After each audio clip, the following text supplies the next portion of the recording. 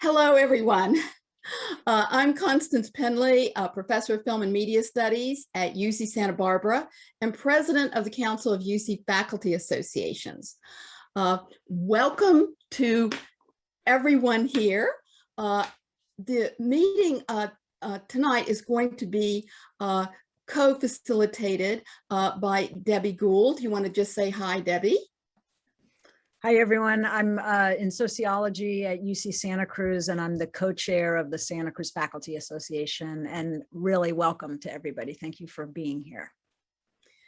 And representing the leadership of UC-AFT is Mia McMcIver, who will be filling us in on all of the latest with the contract negotiations. First, I just want to welcome everyone and thank all of you who have been following this very closely, all of you who have signed the UC Senate Academic Senate Faculty Pledge in solidarity with the lecturers. Some of you may have been to our earlier town hall, and some of you volunteered to speak at the Regents meeting. Some of you visited the informational pickets that were held last week. So people have been very engaged in this. We thought that this meeting was going to be about organizing around getting UCOP labor relations back to the bargaining table. Because as we will hear, there is a process, there is a bargaining process, there is a mediation process, and what the University of California did was to just go completely around those processes and try to do like a side deal, you know? So anyway, what has now happened is that labor relations, the University of California, President Drake, have agreed to have a bargaining session tomorrow. And we will make sure tomorrow morning, 11 a.m. to 1 p.m., and we will make sure that everyone has that information because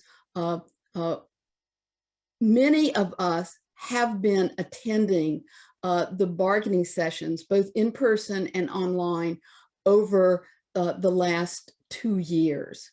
And at some of those bargaining sessions, there was one I remember had like 500 observers and nearly 100 academic senate faculty there as observers. And I can tell you, it makes a difference when we're there. And so we'll be hearing all about that and how we can do it tomorrow. Just before we get started, I would like to just, Eric, could you just share your screen? Eric, are you there? I am here, yeah. Okay, could you just share your screen with our letter to President Drake that went out this afternoon? Sure. And I believe he's also put it in the chat. I can put the link to it in chat. Sure. Okay. Maybe that would be the best thing to do, because I think Mia is going to be sharing slides, doing slides. So there might not be enough time to read the letter. Okay, yeah, so just put the letter in the chat. It asks, demands, urges, encourages UCOP to indeed engage in good faith bargaining. Okay, now what we're going to do is we're going to hear from Mia McMcIver about everything that's going on with the contract negotiations. And also she will be there to answer any of our questions. And we are just now going to go ahead and turn it over to Mia. Thank you, Constance. I just want to thank Wendy and Debbie and Eileen and all the faculty association leaders and all of the Senate faculty who have stood with us throughout this campaign. I want to say very personally that your solidarity means more than you will ever know, not just to me, but to lecturers, to our UC-AFT members, who just take so much validation and affirmation from your solidarity. So thank you for spending part of your Thursday evening here. Thank you in advance, hopefully, for spending part of your Friday in bargaining tomorrow. Although President Drake's administration has agreed to a bargaining session tomorrow, I don't anticipate that that will be the last word. We still have some distance to go to the finish line here, and I'll talk about that in a little more detail here. I teach as a lecturer in writing programs at UCLA. I have been a lecturer at a couple of different UC campuses since 2010, sometimes part-time, sometimes full-time, often teaching at other colleges and universities simultaneously as well. And what I'm going to focus on today is our current understanding of President Drake's proposal that we received last week. There are plenty of ambiguous or unclear areas of that proposal that we'll be following up on tomorrow in bargaining. That's one of the reasons that we needed a bargaining session. So everything I say tonight is provisional. We're going to learn more about their proposal tomorrow.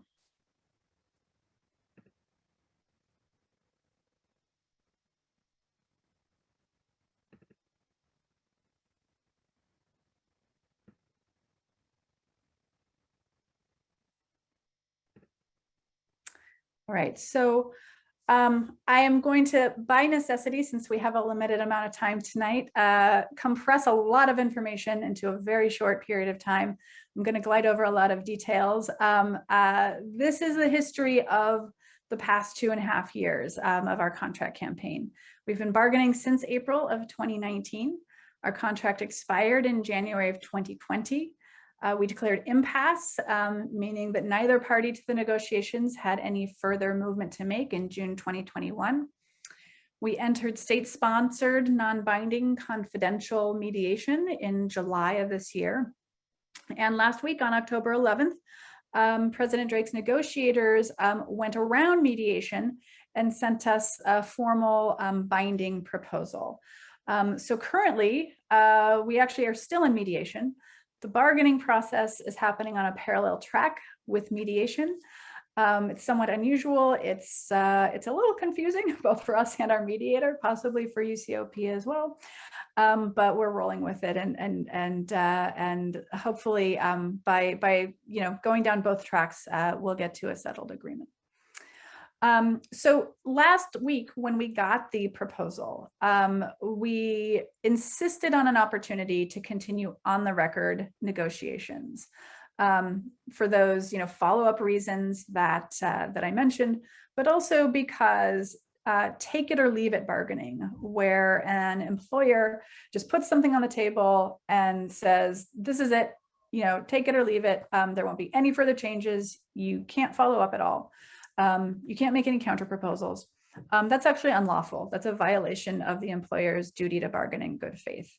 And good faith bargaining is the way to avert a strike.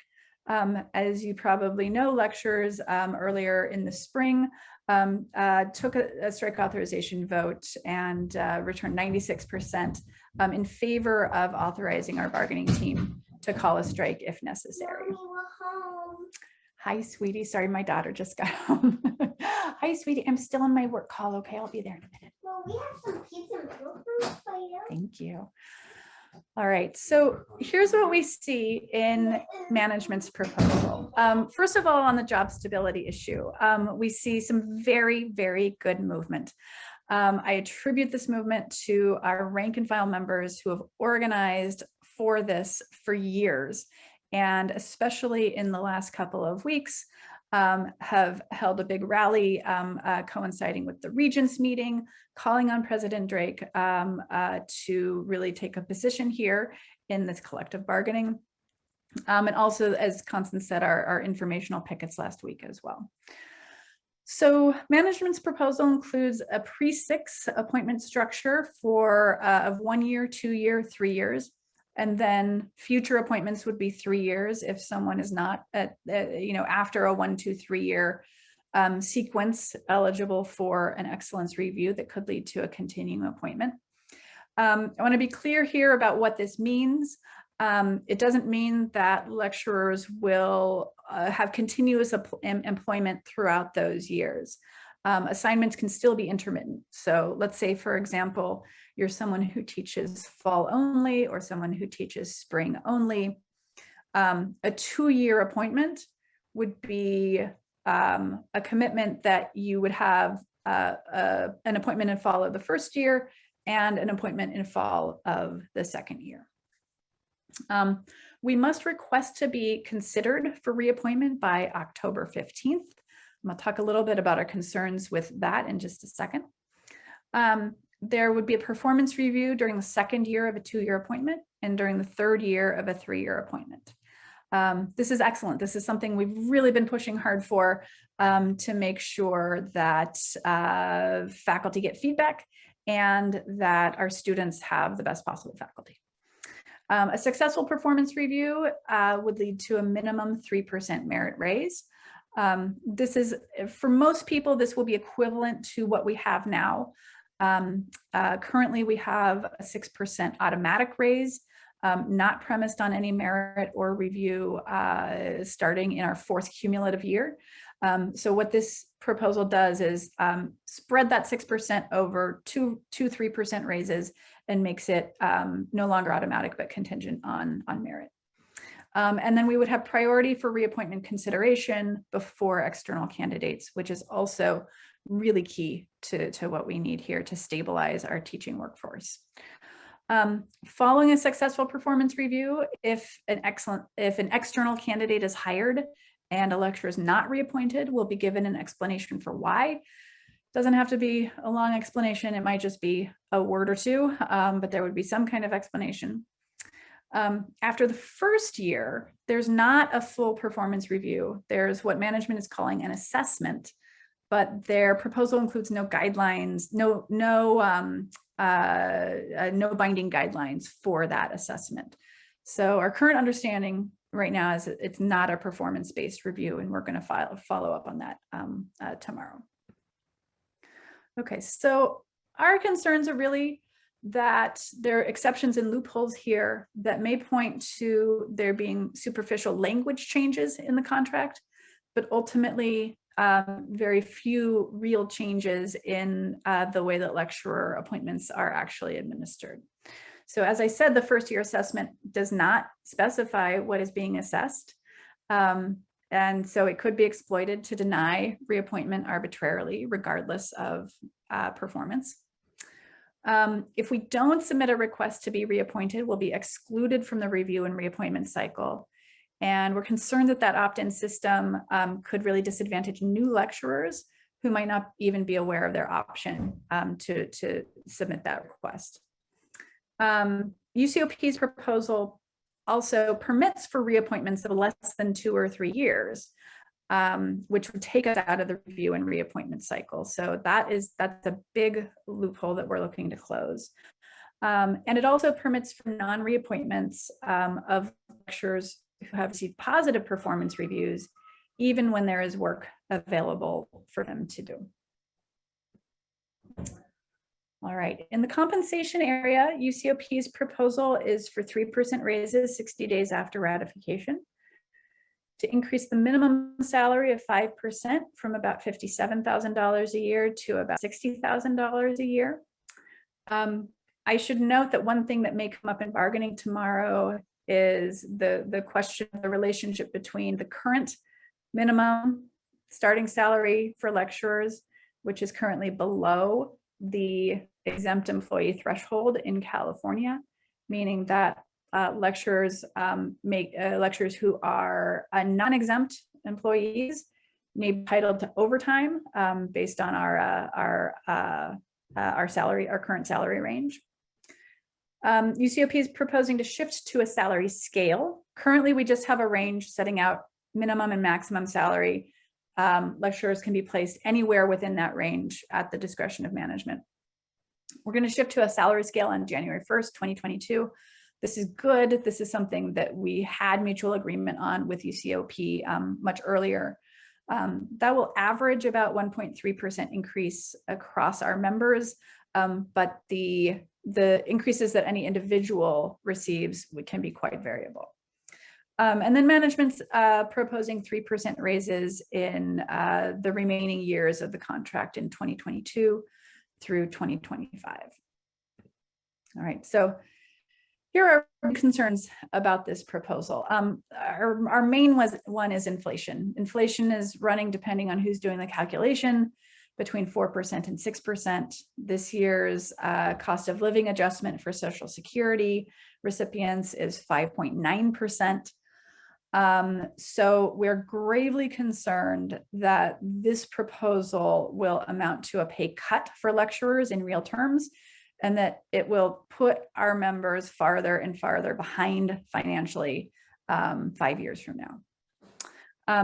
UCOP received a 5% raise from the state this year. The legislature and the governor sent an additional 5% in ongoing permanent funding to the UC. We want to make sure that that money gets channeled and prioritized to support the educational mission. Additional revenues are also being generated through tuition hikes. Also very important that those additional funds that are being raised on the backs of students and their families be directed in the way that the regents committed to directing them, towards reducing class sizes, towards reinvesting in faculty, towards supporting diversity and equity. And that all points to fair compensation for lecturers. UCOP denied us raises in July 2021 by dragging their feet on settling the contract, right? So virtually everybody else at the university got 3% raises this year in July, except for lecturers. Some of the things that they've agreed to now in job stability are things that we had proposed way back in early 2019, right? So they could have agreed to those much earlier, settled this contract much earlier. They haven't. Our members are now paying the price. It's costing lecturers money to have an unsettled contract. Management also has really signaled to us very strongly through this proposal that they insist on a 5-year contract going through June 30th, 2026. In the world of collective bargaining and labor relations, a kind of typical standard norm for contract length is usually about 3 years. And that's largely because neither an employer nor union members has a crystal ball to see into the future about what will the economy be like, what will the financial situation be like longer than about 3 years out. For a 5-year contract, that's a very, very long contract in collective bargaining terms. It really should mean higher raises to compensate for that economic uncertainty, right? We do not want to be in a situation where we agree to 3% raises in 2025, and then we get to 2025 and inflation is still 5%, 6% or higher. A long contract also means that we waive collective bargaining opportunities. It means that instead of returning to negotiations in 3 years to try and improve some of the things that are still problematic, it means that we have to wait 5 years to return to negotiations. And there needs to be some recognition that we're waiving that opportunity. The conventional way to recognize that is the longer the contract, the higher the raises. So, our understanding, and we're gonna, I've sent this question to UCOP's negotiators, asking for their budgetary justification of their proposal.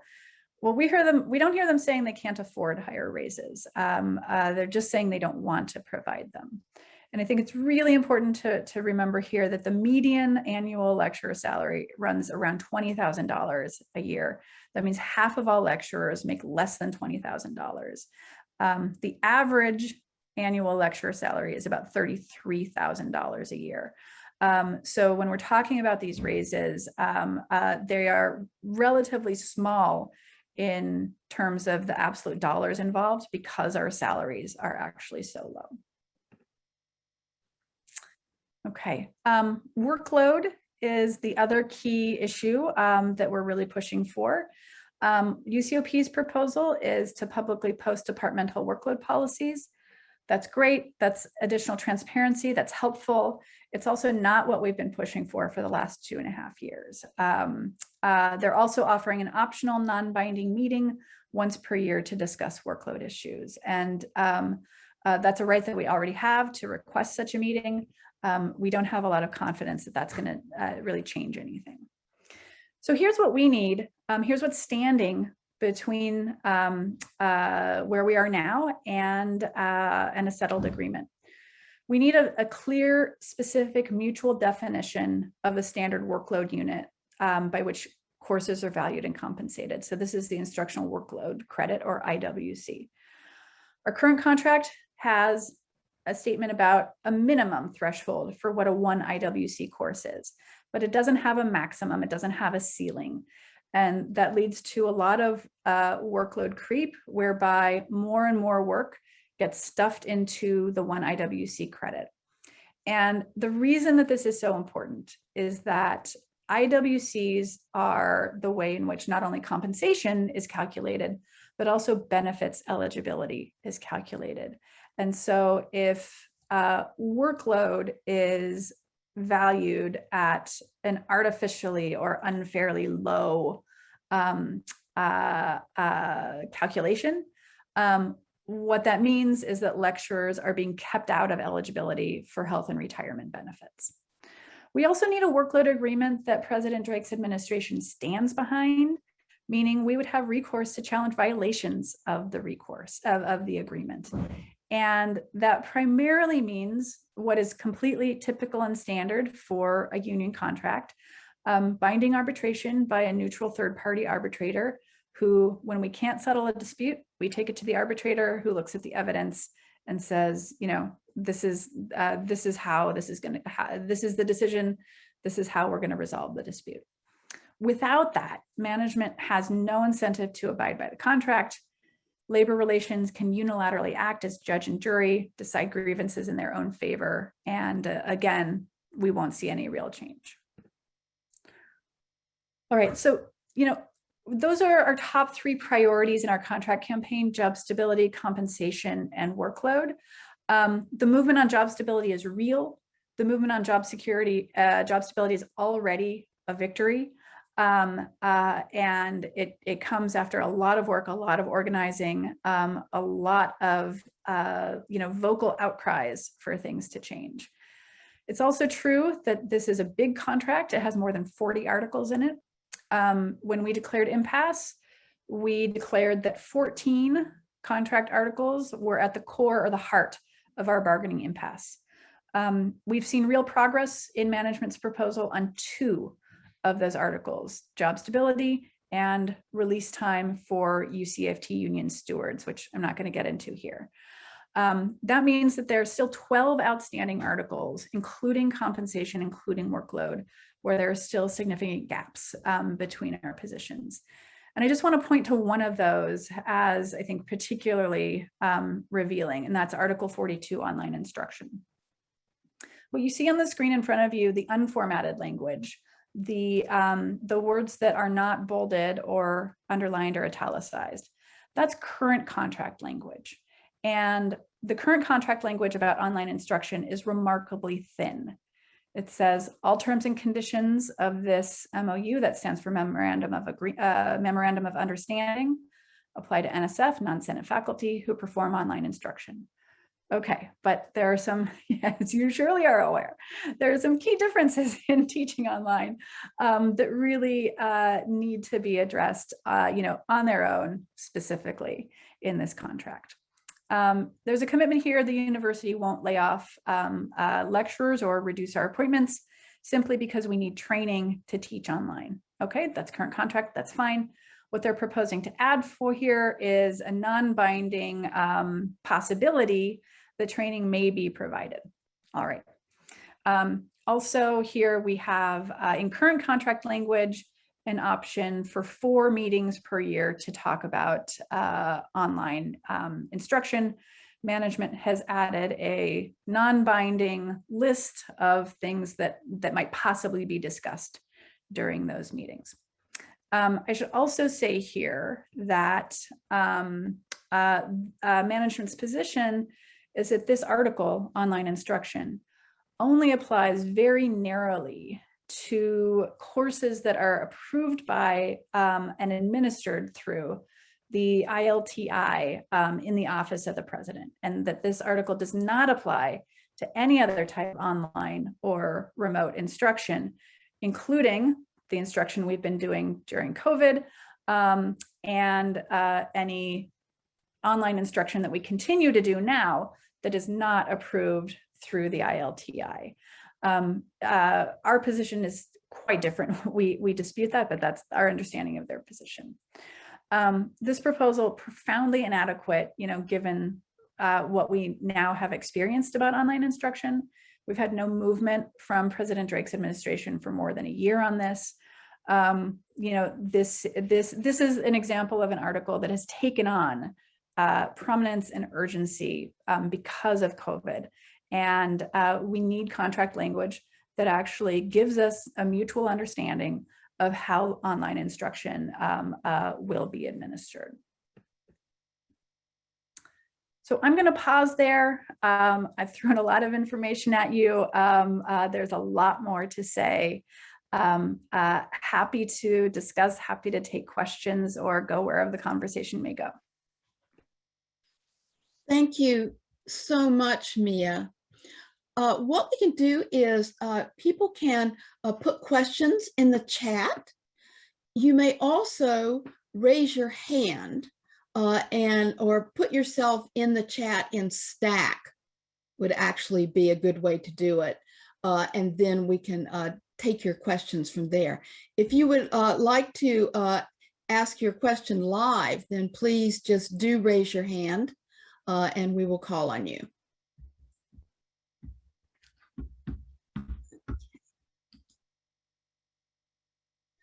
And we have very first one here from Christopher Connery. Hi, Mia, thanks. UCSC, Chris Connery. And is this the first time that you've had mediation in your contract negotiations? And could you say a little bit about how that's gone? I'm asking because I was told by an administrator on my campus that President Drake had been unsatisfied with the labor relations lawyers' approach to unions in general, and that he wanted some change of tone. And what you're suggesting here is, I mean, especially when they tried to go around the mediators, that just seems weird. And I wonder if I was misinformed, or what your sense of what is represented by the recourse to mediation, and how's the experience compared to past experiences you've had? Yeah, that is a great question. I have not personally been involved in contractual mediation in the past. I've been a UC-AFT activist really just since about 2015 or 2016. I have participated in some other types of mediations. To my knowledge, this would be the first mediation that is called for by state labor law since UC-AFT went on strike to win continuing appointments in 2002. So I don't have a totally great basis for comparison. I'm also, and this I deeply regret, this is a big downside to mediation.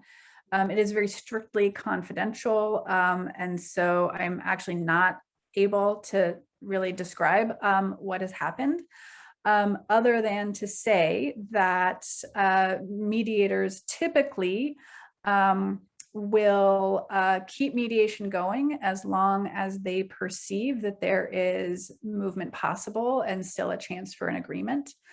If they perceive that there's that's no longer possible, then they would do what's called releasing us to fact finding, which would be the next step in the impasse impasse processes that are called for by state law.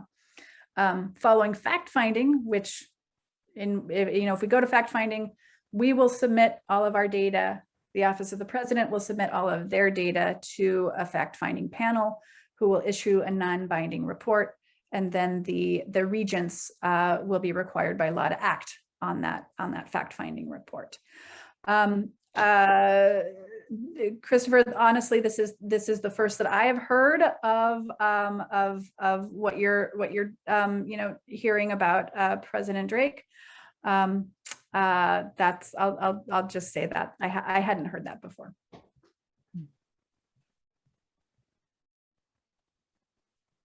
Other questions? One of the things Honey, that Amit is on stack. Sorry. Amit is on stack. Oh, great. Okay, and Amit, please go ahead. Hi, thanks. And yeah, hi, Mia, thanks for that presentation.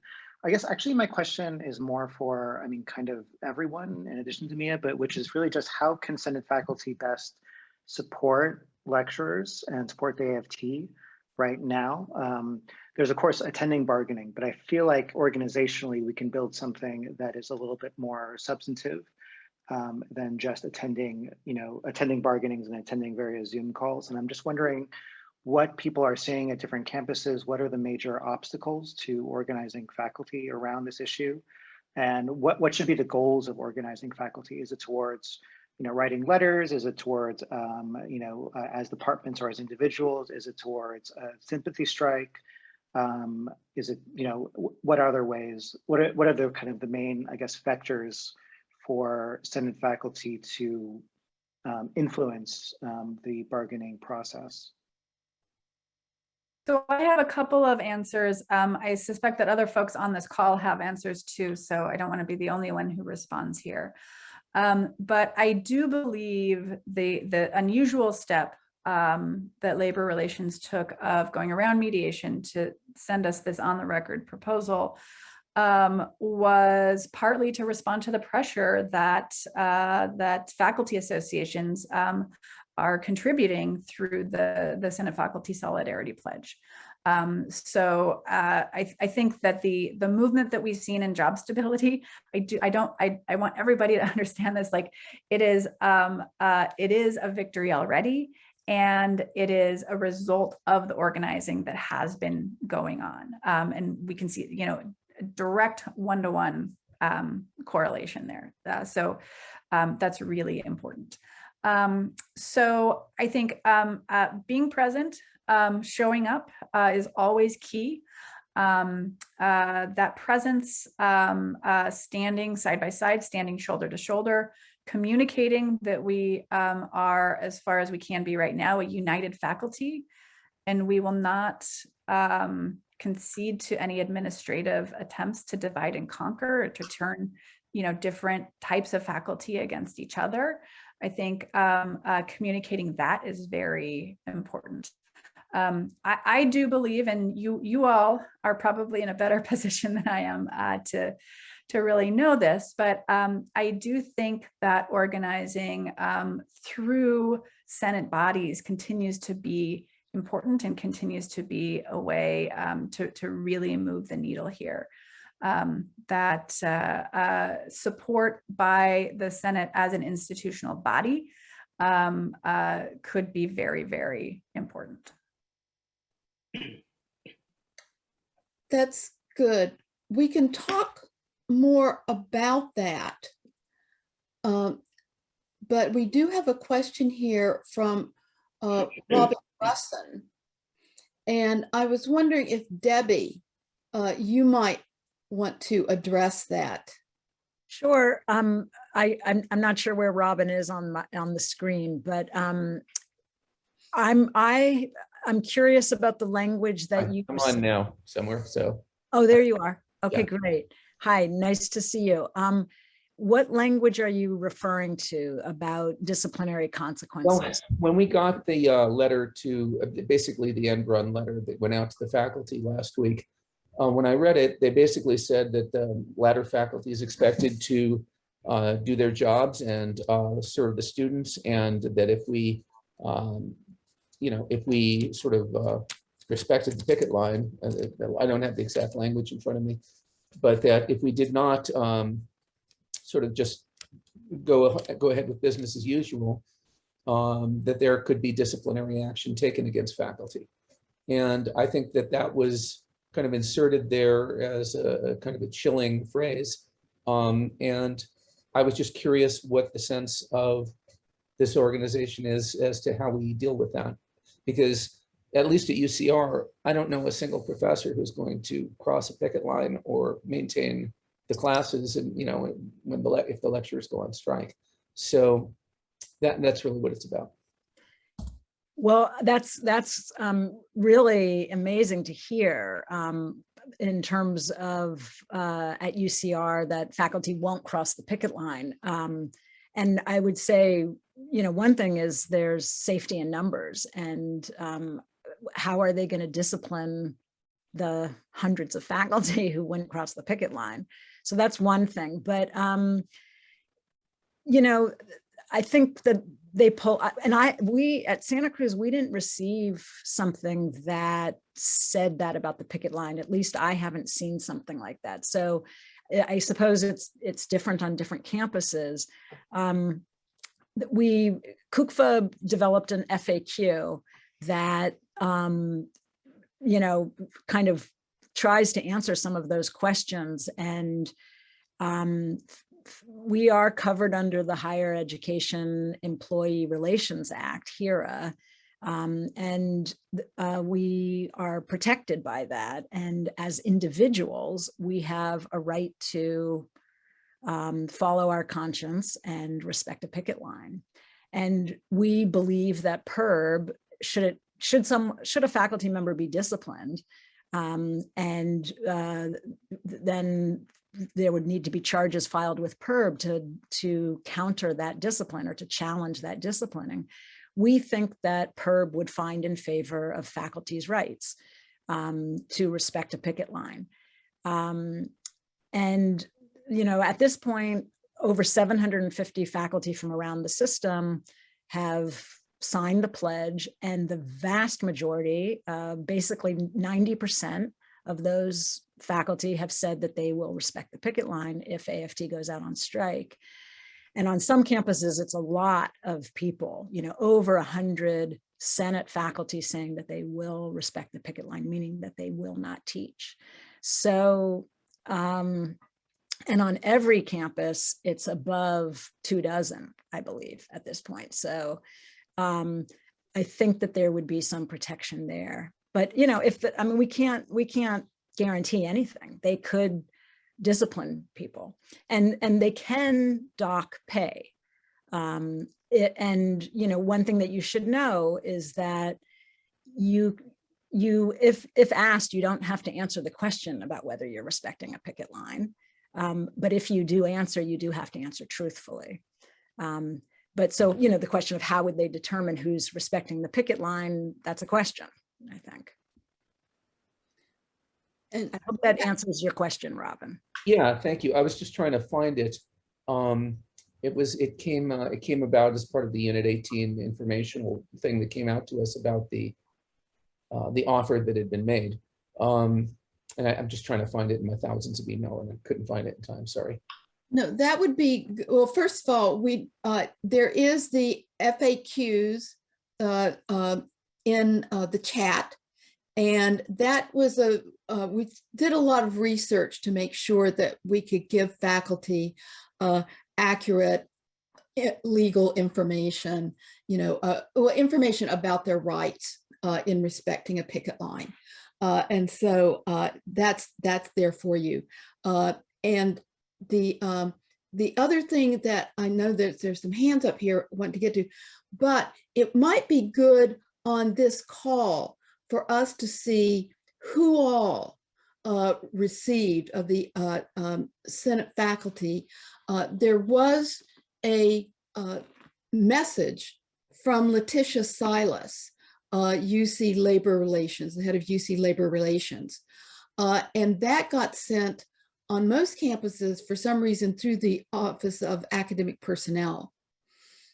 And so that was, their version, of what had been offered to AFT, to the lecturers, and many of us thought that it was quite misleading and disingenuous, but I don't think that every campus, I don't think that faculty on every campus have received that.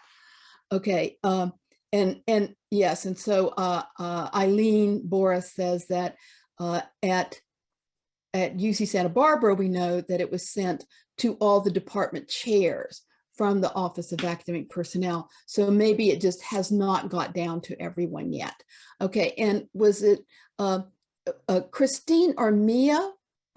Do one of you have an exact, a direct answer to what Debbie was just saying? I just wanted to add a little more context to Robin's question, which is to say that we have an academic responsibility article in our Unit 18 contract. And while it's not completely identical to the Faculty Code of Conduct, it mirrors it in substantial ways.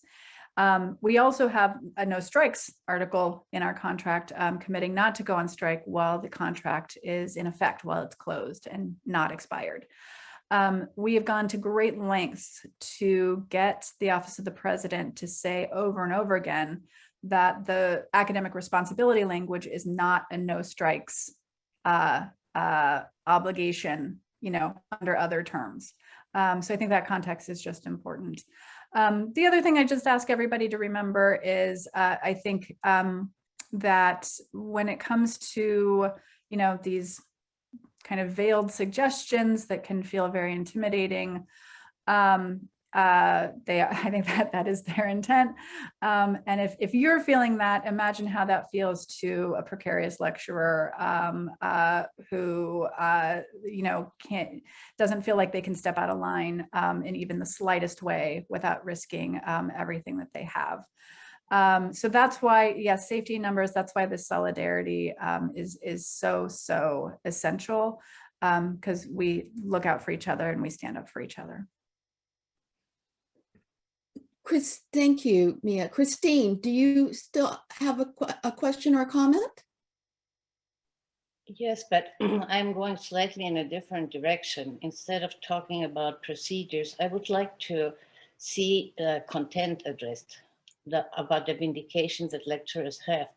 I mean, I have been a faculty in the history department at UCSD for several decades, and I have talked to several of our lecturers, and their main complaints are two.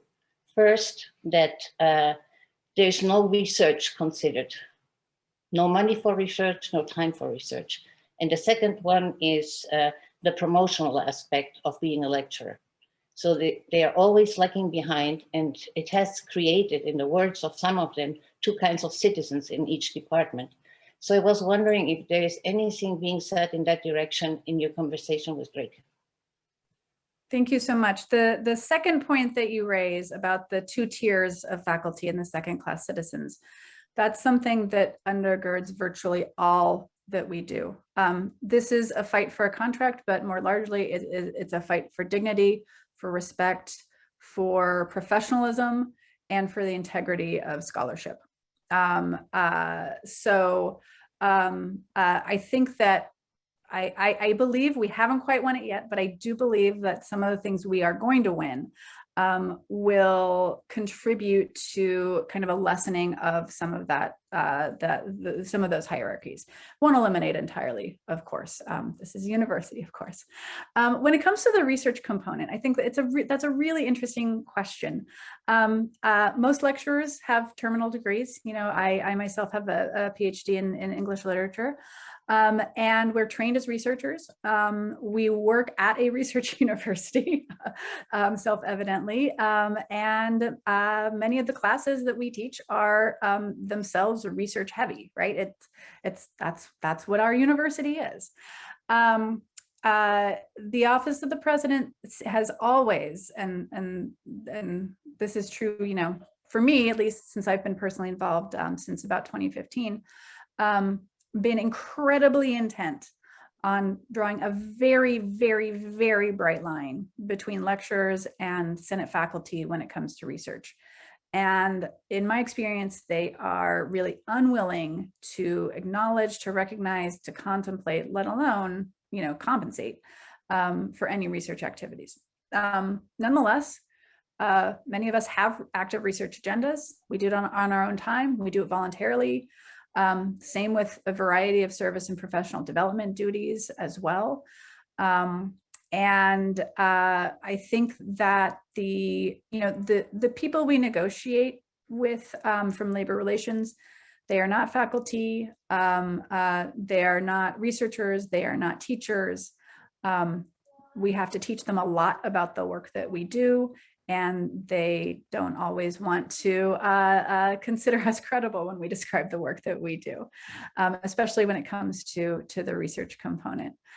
So I'll just say that, yes, I hear that from lecturers all the time also, that there is a part of the work that they do on a regular basis that seems to be pretty clearly expected, you know, within the context of a research university, that the administration is not really willing to recognize. And Mia, I think that should be the opening remarks tomorrow in your conversation with Drake. I mean, this is how to frame the whole thing. No? You did it very nicely. Yeah. Yes. Thank you for that. Any other questions here? Maybe while we're waiting for some questions, we could just do something very practical, which is we have put, and we can put it in again, the link to the open bargaining session tomorrow. And could you just walk us through how we should do that? And then I see that Aaron Hill has a question. Yeah, yes, Constance, let me know if I'm answering the question, but the link that I have just put in the chat takes you to a Zoom registration. UCOP hosts the Zoom call. They're very insistent on kind of controlling the Zoom environment. So we get the link from them. I actually have not received the link for tomorrow's bargaining from UCOP's negotiators yet. So as soon as I get off this call, I'm going to go follow up with them and make sure we have it before 11 a.m. tomorrow. To prevent the Zoom bombing and kind of other types of inappropriate interruptions, we don't circulate that link directly. We set up a UC-AFT community Zoom room. Tomorrow morning, I'm going to be doing a town hall with the same content that I'm sharing with you tonight, starting at 10 a.m. And then closer to 11, we'll give the link to the bargaining session to folks who are in the community room.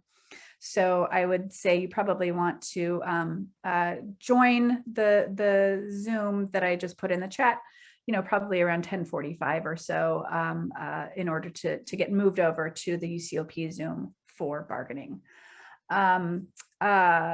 Does that, Connie, does that answer your question? Okay. Yes. And do you know if there are going to be introductions tomorrow, or are you just going to start the bargaining session? Yeah, great question. Usually we, you know, bargaining by Zoom, not the same as bargaining face-to-face. We do try to make our presence known. It's challenging. Tomorrow, because we only have a kind of a short window, we're going to ask people to introduce themselves in the chat. So if you are there, it'd be great if you identify yourself as a Senate faculty member and express support for lecturers in the chat. Okay, that's good.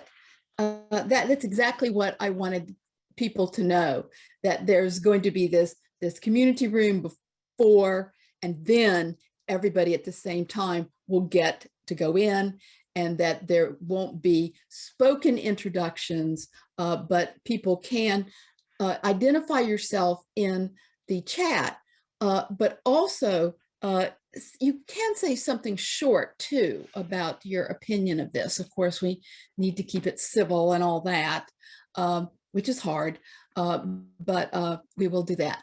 Okay, now that's very helpful. And Erin, you had a question or Hi. comment. Yes, can you hear me? I have a funny camera that's, okay, good.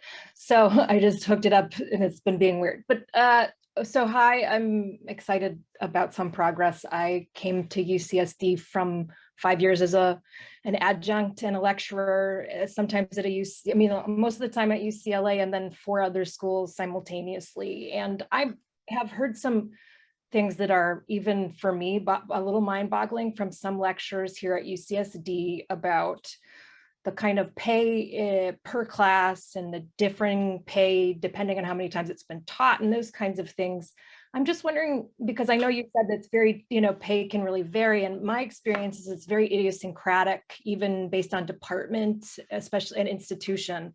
So I was wondering if you could just say for me, but for all of us, a little bit about the way that can vary. You mentioned, I mean, I never had a full year or a full-time appointment in any quarter. And then I only was, I was always like hired and then not hired and hired. So I was wondering you just say a little bit more to give kind of the texture of what the range that people might experience in UCs.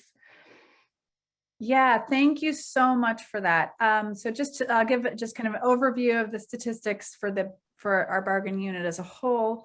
The median annual salary for a UC lecturer is around $20,000. That's for an entire academic or fiscal year.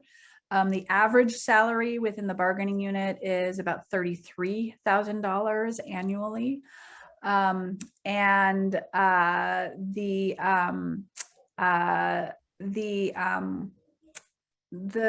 workload component of the compensation here is important.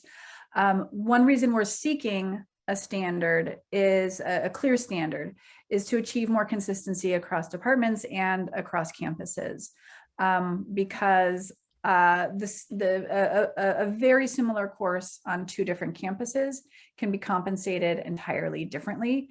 And someone teaching one of those courses might have benefits eligibility as a result of teaching that course.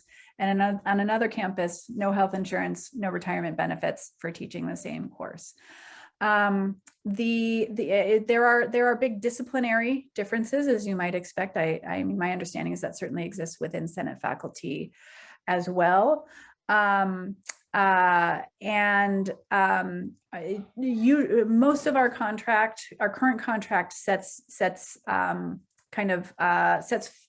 floors rather than ceilings. And that's really to permit for good actors, right? So that when there are departments that want to do well by lecturers and can do well by lecturers, that they're able to do that. But we have to be cautious of some of those disparities. When this bargaining campaign is done, I think that the next big project on my horizon as a leader is really to do a very thorough analysis among lecturers of pay rates and identify, are there wage gaps? Are there disparities? What are their sources? What would be any potential remedies there? So that's next. Thank you.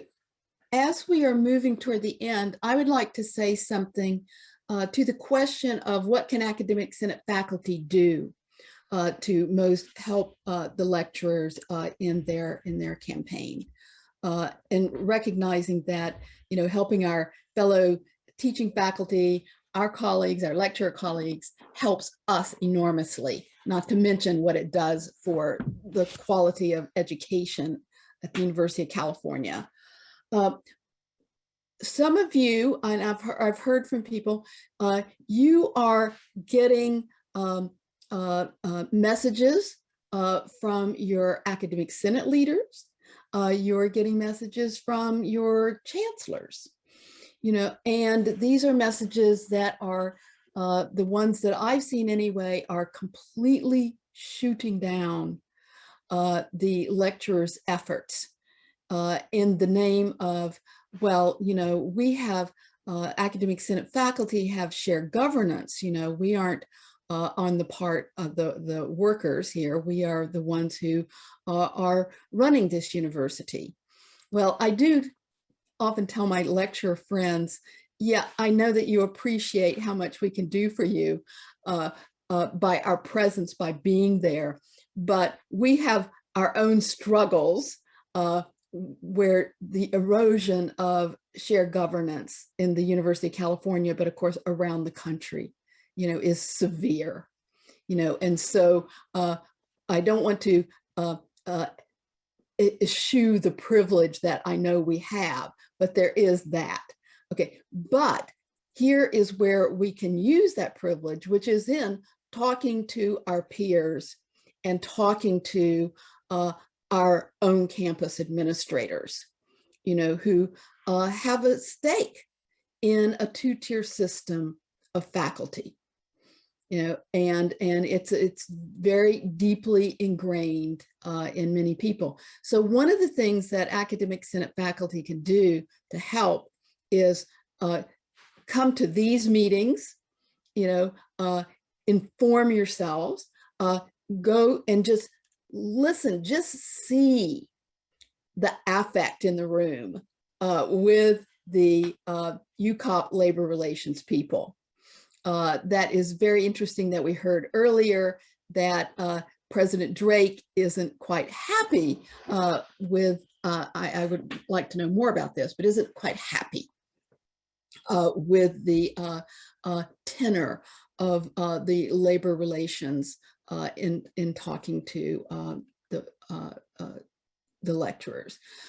So observing, learning, taking that in, and then going back to our fellow Senate faculty members and to our own campus administrations, our own campus senates, is one of the ways that we can help the most. And Constance, can I just address that a little directly? I completely agree with you. You may have heard rumors, I have heard rumors that our contract campaign is actually aimed at subversively like winning admission to the Senate somehow. That's impossible. Membership in the Senate is, in the control of the regions. It's delegated to the Senate itself. Nothing we do in bargaining could ever change that. And none of our bargaining proposals touch on tenure, on Senate membership, or on shared governance at all. However, Constance, the struggles that you're pointing to are real. We believe strongly in academic freedom and the protections that tenure brings. We also believe that united faculty fighting for those things where we have areas of common interest are going to be most powerful. And given the pressures that shared governance is under, we don't like to see people punching down, right? There are bigger fights to fight for sure. Yes, we will punch up. Yes, we're at the end of our time here, and this has just been tremendously helpful, and we will look to see everyone tomorrow. Thank you so much. We'll be sending out reminders. We'll be sending out links. Everybody will be sure to be able to easily get into that, and see you tomorrow. Yeah, we hope you can come tomorrow to the bargaining. Thanks, Mia, for sharing those slides and everything. Bring a friend or colleague. Yeah. Oh, yes. Bye-bye. Thank you, everybody. Thank you all.